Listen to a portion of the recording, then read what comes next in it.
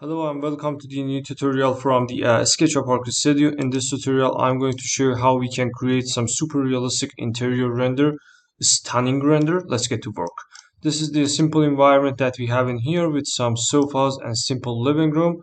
So I want to create my camera first. So I'm going to click on the F on my keyboard, create view in here, and move my camera place in some place like that. So my pitch is completely about 0 and the Y is about 90 degree. I will unlink my visual preset and cat name is about Enscape number 1 in here, and I want to add it to my favorite list. My coordinate is about 7.3 and the Y or eye height is about 1 meter. So my Z is about -3 and everything is good for me. I'm gonna hold shift and right click and move or change the time of the day, something like that for example. And I want to edit the altitude about 19.1, and azimuth is really important, so I will use some azimuth for making my interior much brighter, something like that for example can be really good. So 204.7 can be really good for me, and I'm going to click on the create, and my first camera shot created for me. So I'm going to click on the Enscape in here, close the view management. So I'm going to start my job with the visual setting and save frame. My projection is the 2-point projection, and I will turn it to this place. Click on the SketchUp in here, and I'm going to click on the select button, paint bucket, and select my texture in this place.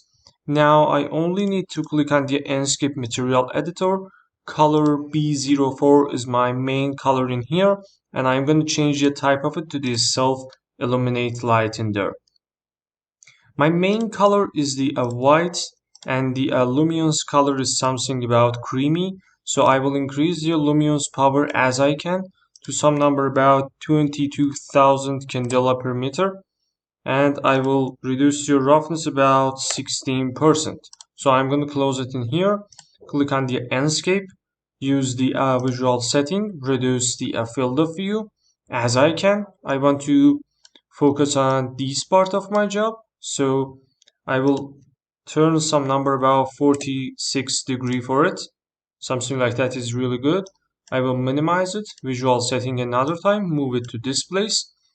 And now I want to control my lighting. This light is really good, but I can use some professional lights. So I'm going to start my job with the atmosphere and reduce the sun brightness as I can to some decade number. For example, something like this. Or maybe I can increase it a little bit, not too much, something like that. 18% for the sun brightness, and the fog intensity is about 3%. Night sky is not really useful, but shadow sharpness can be effective in the daylight rendering. But I can use some soft shadows for my job, something like that, or hard shadows. It completely depends on you and what you want from your render. 22% is good. Artificial light brightness, not really useful in here because we have direct sunlight, but I can use some decade number about 122. And the ambient brightness, when I decrease the ambient brightness, as you can see, interior lighting will be automatically optimized with the exterior lighting. So 14% can be really good. Wind is 0, and in the skybox I need 0% density of the clouds and cirrus amount. So density, variety, cirrus amount, and count rail, all of them is 0. So next item related to these sources. I want to use white cubes in here, and you can see it will affect your interior lighting much better.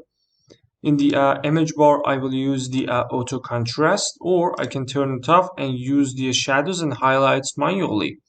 So I prefer to use these two items manually. I need to reduce the highlight a little bit, not too much. -8% can be good. And when I increase the shadows, I will have more shadows in my environment. So 37% is good. I will reduce the color temperature to some type of warm color, something like that. 4100 Kelvin, and saturation is about 105%.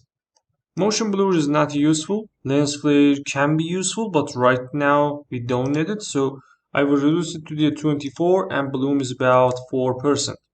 Vignette can be increased a little bit with some decayed number about 46% and chromatic aberration is 0. In the main bar, I can use the auto exposure, but I can turn it off and use the exposure manually to reach the better result. For example, 59% can be acceptable. In the depth of field, when I turn on the depth of field and turn off the autofocus, I can play with the focal point to reach to the better result. For example, I want to focus on this table, glasses, and candle. So I can move my focal point to some good place, something like that.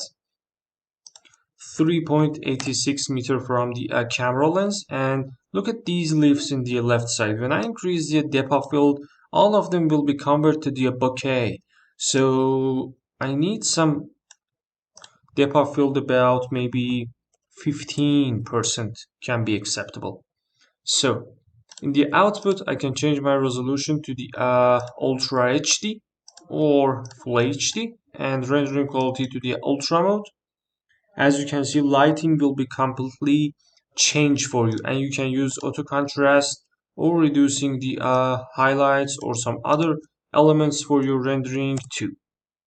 Saturation in the ultra mode can be decreased to the 102%, and color temperature can be increased a little bit, about maybe 5600 Kelvin.